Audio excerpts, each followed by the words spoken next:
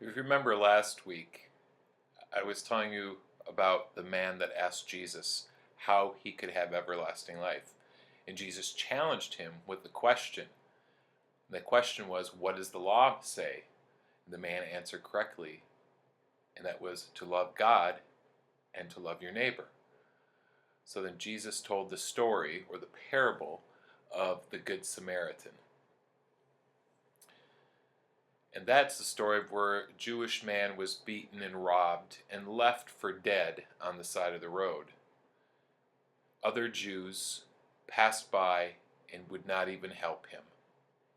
And then finally a Samaritan passed by, not Jewish, and offered to take care of him, took him in, and nursed him back to health. So Jesus said we have to do that for other people. It's interesting that today the first reading and the gospel both fit with that idea of loving God and loving your neighbor. Abraham and Sarah both welcomed a stranger into their home and served the stranger, who happened to be an angel.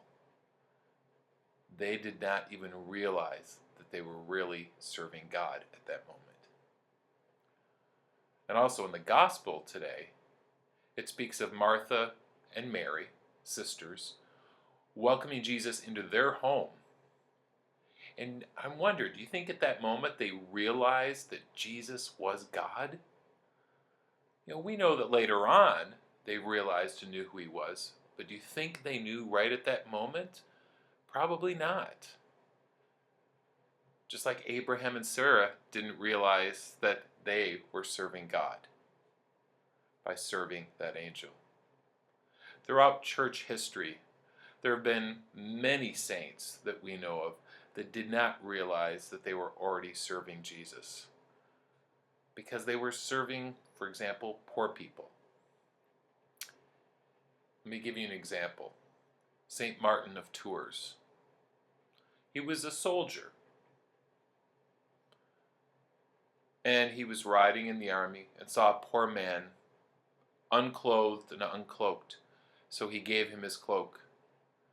He rode off to church to pray, and when he was praying in the church, he looked up and saw the crucifix of Jesus' body with his cloak on it, and he had just given his cloak to that stranger that needed it. And we can also talk about Blessed Mother Teresa of Calcutta, who served poor people her entire life. And when asked why she did that, she said, because in each person I am serving Jesus.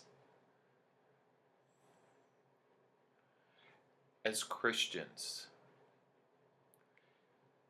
our responsibility is to love God, to serve God, and to love and serve other people. Now, it's a good idea that we ask God to help us try to better serve other people, because simply in serving them, we are serving Him. Thank you, and God bless you.